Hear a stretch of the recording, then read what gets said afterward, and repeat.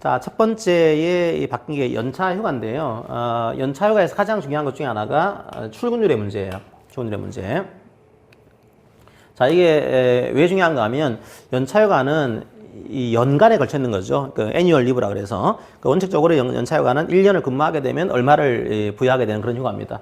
대개는 이런 구조인 거죠. 원래 연차 휴가는 1년을 근무해야지만 이제 1년 근무하게 되면 15일이 나오고, 이제 2년 근무하게 되면 15일이 나오고, 이제 3년 근무하게 되면 16일이 나오고, 그러니까 15, 15, 16, 16 이렇게 해서 최대 한도가 25일이 나오는 이런 휴가가 연차 휴가의 종류입니다. 그런데 이 휴가를 그냥 주는 게 아니에요, 그죠? 이 15일을 받기 위해서는 1년 동안의 출근율이 이게 80% 이상이 돼야 됩니다. 만약에 출근율이 이게 80%가 안 된다라고 한다면 이 15일이 나오는 구조가 아니고 여기 나옵니다. 1년 동안에 근무를 했는데 80%가 안 되고 있어요. 왜 이렇게 되는 거죠? 제가 쭉 1년 근무했습니다. 원래 1년 근무하게 되면은 여기 15, 15, 뭐 15를 나와야 된다. 가지고 보겠습니다. 여기 15일이 나와야 되는데 출근율이 예를 들면 뭐 6개월은 개근을 했고 가정을 해볼게요. 그 다음 6개월은 결근을 했다. 러프하게. 자, 그렇게 하게 되면은 원래 15일이 나오려면은 80%가 돼야 되는데 여기 80%가 안 되는 거예요. 이게 안 되게 되면은 어떻게 하는가 하면 6개월 개근을 했잖아요. 그럼 한 달에 한 개씩 해서 6일밖에 부여가 안 됩니다. 이게. 자, 이런 구조가 만들어져요. 그래서 우리가 중요한 것 중에 하나가 출근율의 문제거든요. 이게 80%가 되면은 나오는 거죠. 안 되면은 개근한 달수만큼만 한 달에 한 개씩 나오는 구조가 만들어집니다. 뭐 1년이 안 되는 분들도 한 달에 한 개씩 나오는 구조 이렇게 만들어져 있어요. 그러니까 중요한 게 이게 출근율의 문제인데 요 출근율이 80%가 되는 거냐 안 되는 거냐 요 구조가 어떻게 되는가 하면 분모에는 내가 나와야 될 날짜 연간 소정근로일수 그러니까 휴일을 뺀 나머지 나와야 될 날짜를 분모에 집어넣고 분자에 출근일수를 집어넣습니다. 그러니까 내가 나와야 될 날짜 중에서 며칠 나왔냐 요걸 이제 산정을 해가지고 이 휴가를 부여하는 구조예요. 그런데 우리 법에 따르게 되면 안 나왔지만 나온 것처럼 간주해주는 그런 그 기간이 있습니다. 대표적으로 근로자가 불리할 때죠, 이게. 근로자의 권리를 행사했는데 좀 불리하다 이런 경우에는 안 나왔지만 나온 것처럼 간주해주는 그런 날이 몇 가지가 있습니다. 그러니까 대표적으로 육아직이죠. 예를 들면 육아직을 제가 휴직을 6개월을 썼어요. 6개월을 쓰고 나머지 6개월은 나왔습니다. 이렇게 개근했어요.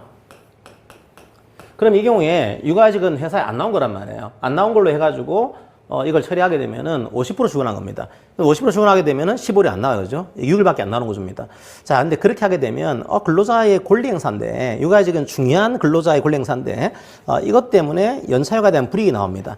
그걸 막기 위해서 이런 육아직은 안 나왔지만 나온 것처럼 간주를 해줘요. 그러니까 이게 만약에 연간 소정일수가 300일이 되면은 육아직이 151일을 썼다고 하더라도 출근한 것으로 간주해 주는 겁니다. 출근율이 100%가 되는 거죠. 이게 만들어지거든요. 그래서 우리 법에 따르게 되면 이런 게 몇 가지가 있습니다. 출근하지 않았지만 출근한 것처럼 간주해가지고 연차휴가에 대해서는 불이익을 안 주겠다. 그게 몇 가지가 있었고 이제 그 중에 일부를 추가를 시킨 겁니다. 그게 작년도, 그러니까 2024년도 10월 달에 개정을 해서 지금 시행이 되고 있어요. 원래 그 기간이 어떤 기간인가 하면 산재기간. 자, 근로자가 업무상 때문에 휴업한 기간, 우리가 뭐 쉽게 하면 업무상재, 산재기간이죠. 산재기간은 안 나왔어요. 안 나왔지만 연차휴가에 대해서는 불이익이 하나도 없습니다. 나온 것처럼 간주해 주겠다는 거죠. 예를 들면 이런 거예요. 이 근로자가 만약에 산재를 당해서 1년 동안을 쉬었습니다. 자, 그러면은 그 전에 연차휴가가 발생했을 거 아니에요, 그죠? 이 해의 근로에 대해서 예를 들면 15일이 발생했다. 자, 15일이 발생했는데 이 15일을 못 쓰는 거죠. 산재를 당했기 때문에 쓸 날이 없어요. 쓸 날이 없다고 하더라도 15일을 다 보상을 해야 됩니다. 기본적으로. 자, 쓸 날이 없지만 15일이 발생한 이유가 그 전 근로에 될까 이거예요. 그러니까 보상을 해야 되는 거죠. 그 다음에 산재 기간 지난 다음에 그 다음에 연차휴가를 발생을 시켜야 됩니다. 나온 날이 없어요. 하루도. 하지만 15일입니다. 이것도. 왜요? 나온 겁니다. 그냥 연차휴가에 대해서는. 안 나왔지만 나온 것처럼 간주해 주겠다는 거죠. 그러니까 이게 두 가지의 의미를 띠고 있어요. 하나는 발생한 휴가에 대해서 보상을 해야 된다는 의미. 이것도 하나 있고요. 더 중요한 의미는 이게 안 나왔다고 하더라도 나온 것처럼 간주해가지고 연차휴가를 그대로 부여하는 거다. 이렇게 하시면 돼요. 그게 첫 번째가 산재기간. 이걸 인정하고 있고 두 번째가 이게 임신 중의 여성이 휴업한 기간인데 뭔가 하면은 출산휴가, 유산휴가 이걸 얘기합니다. 근로자가 출산휴가 쓰게 되면 안 나온 거잖아요. 그죠? 안 나온 거로 해가지고 결근 처리하게 되면은 이게 80%가 안 될 수도 있어요. 경우에 따라서는. 불리하게 나올 수가 있습니다. 하지만 마찬가지로 출산휴가는 근로자의 아주 정당한 권리행사인데 이걸 썼다고 해서 연차휴가를 불이익을 주게 되면 이상해요. 이상하니까 나온 겁니다. 그대로. 나온 걸로 봐가지고 연차휴가를 그대로 부여를 해요. 그 다음에 육아직입니다. 육아휴직 때문에 나오지 않은 기간도 다 나온 겁니다. 그러니까 어떻게 이해하면 되는가 하면 만약에 근로자가 뭐 좀 극단적인 예를 들어볼까요? 뭐 극단적인 일보다도 약간 사례를 들게 되면 이 근로자가 아이가 2명이 있다 가정해 보겠습니다. 그럼 이제 한 아이에 대해서 육아휴직을 1년은 썼어요. 1년 썼습니다. 자, 그런데 이제 이때 연차휴가 발생했겠죠. 이 해의 근로에 대해서 연차휴가가 예를 들면 15일 발생했다 가정해 보겠습니다. 자, 15일 못 쓰죠, 그죠? 못 쓴다고 하더라도 보상을 해야 됩니다.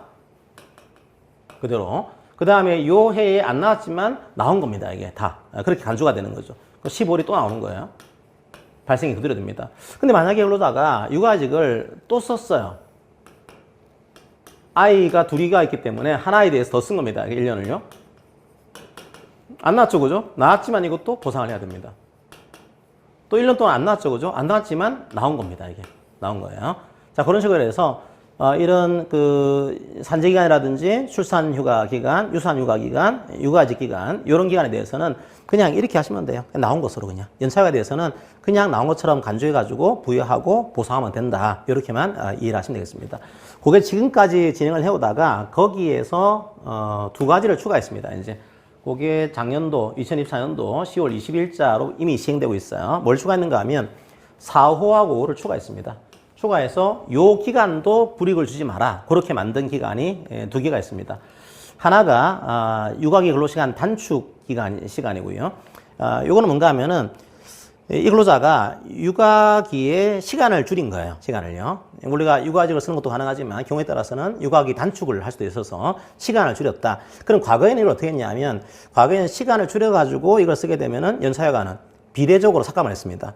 그러니까 원래는 이제 한 40시간을 부여했다고 한다면 20시간을 비례적으로 삭감을 한 거죠, 이게. 뭐 20시간 근로하게 되면 20시간 분에 대해서만 연차휴가를 부여하는 그런 식으로 삭감을 했어요. 자, 그런 구조가 있었고요. 또 하나가 뭐가 있는가 하면 임신기에 근로시간 단축이 있습니다. 요거는 나중에 또 나올 건데요. 미리 말씀드리면은 만약에 근로자가 12주 임신한 다음에요. 12주 이내에 있는 근로자라든지 그 다음에 32주입니다. 과거에는 36도 했는데 이것도 바뀌었어요. 이제 32주로. 32주 이후에 있는 근로자. 자, 임신한 다음에 12주가 안 되고 있습니다. 32주가 넘어가고 있어요. 자, 어떤 문제가 생기는가 하면 유산의 위험성이 좀 큰 시기죠. 임신 초기와 임신 후기. 그래서 이 경우에는 2시간을 짧게 근로하겠다 청구할 수가 있고 청구하게 되면 사용자가 허용을 해야 됩니다. 그러니까 원래는 8시간 근로하는 근로자인데 6시간을 근로하는 식으로 청구하게 되면 이걸 허용을 해야 되거든요. 근데 이렇게 근로했을 경우에 어떻게 하는가 하면 옛날에는 시간만큼 연차휴가를 비례적으로 삭감을 했습니다. 근데 이제는요, 그렇게 하지 말라는 거예요. 그냥 그대로. 연차휴가를 그대로 부여하세요. 그게 추가가 된 겁니다. 그러니까 4호와 5호의 문제는 딴 거 보지 마시고 그냥 옛날하고 똑같이 연차휴가를 부여한다. 이렇게 이해하시고서 내용 보시면 되겠습니다. 그게 2가지를 추가한 거예요. 시간 단축하고, 육아기 시간 단축하고, 임신기의 시간 단축. 요 2가지를 추가를 했다. 이렇게 이해를 하시면 되겠습니다.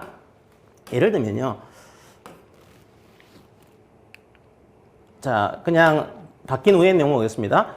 과거에는 시간을 줄여가지고 이걸 하게 되면은 시간만큼 삭감을 했거든요. 시간만큼. 비례적으로. 이게. 그러니까 원래 적게 근무했으니까 적게 근무한 것만큼 그 다음 해의 연차휴가도 비례적으로 삭감하겠다. 이렇게 이제 만들어 둔 겁니다. 예를 들면 이분이 딱 절반을 근무하신 거예요. 그럼 이게 15일이 아니고 7.5일이 나오는 거죠. 이렇게 만들어진 겁니다. 시간으로 비례하게 되면은. 근데 이제는요. 이거 30시간 했으면 30시간 단축한 거죠. 그죠? 다 나온 겁니다. 그냥 나온 거예요. 연차휴가에 대해서는. 그러니까 이거는 고려하지 말고 그대로 부여하는 거죠. 이렇게. 그러니까 이 시간 단축한 것만큼 비례 삭감하는 구조를 이제 없애버리고 단축된 시간도 다 나온 거다. 그러니까 30시간 단축했으면 단축을 한 건데 단축 안 한 거예요, 그냥. 연차휴가에 대해서는. 연차휴가에 대해서는 그대로 나온 거니까 이것도 다 나온 것처럼 간주해가지고 연차휴가로 부여하세요. 그러니까 이 시간을 이제 고려하지 말라는 거예요. 그냥 연차휴가를 그대로 부여하면 된다. 그게 2가지가 추가됐다라고 하는 거. 그러니까 이게 자꾸 왜 그런가 하면은 지금 바뀐 내용들이 2025년도로 보시게 되면 대부분 다 이제 출산 관련된 문제, 육아 관련된 문제 이런 것들입니다. 왜 그런가 하면은 우리나라의 지금 출산율의 문제가 좀 심각하기 때문에 그래요, 실제로 아이를 안 낳는 겁니다. 그러니까 이제 이런 상태로 계속 가게 되면은 이게 경제활동 인구가 지금도 이제 많지 않은데 앞으로는 경제활동 인구가 사라져요. 그러니까 자꾸 아이를 낳고 애를 키우고 해야 되는데 이런 게 사라지는 겁니다. 그러니까 현재로서는 정부 입장에서는 좀 아이를 낳고 키울 수 있는 사회적인 제도를 만들어 내겠다라고 하는 그런 입장을 가지고 있습니다. 이게 뭐 한 10년, 20년째 그 입장을 가지고서 보호를 하려고 시도하고 있는데 잘 안 되고 있어요, 이게. 그래서 아직까지는 그 보호조항을 좀 가져가고 있는데요. 이런 보호조항이 지금 작동이 안 되게 되면은 어쩔 수 없이 이제 그 이민 정책이라든지 좀 다문화 국가의 형태를 좀 더 이제 가져가야 되는 거 아닌가 이런 식의 정책적인 논쟁이 지금 진행 중입니다. 아직까지는 우리나라가 완전하게 이제 이민 정책에 대한 것들을 더 활발하게 하겠다 이런 차보다는 아직까지는 아이를 키우고 낳는 것들을 좀 더 보호해가지고 출산율을 높이겠다 이런 정책을 가져가는 거죠. 그래서 이런 것들도 다 그렇게 했다고 하더라도 우리가 보호해주겠습니다. 이런 이제 법제도로 이해하시면 되겠습니다. 물론 이제 이게 실효성이 얼마나 움직이게 될지는 그거는 좀 이제 지켜봐야 될 문제인 거죠. 어쨌든 이 아이를 임신하고 낳고 키우는 근로자에 대해서 보호를 하겠습니다. 이런 것들을 가져가고 있는 것으로 이해하시면 되겠습니다. 자, 그 제도를 하나 연차휴가에 대해서 개정을 했다라고 하는 거, 그걸 이해하시면 되겠습니다.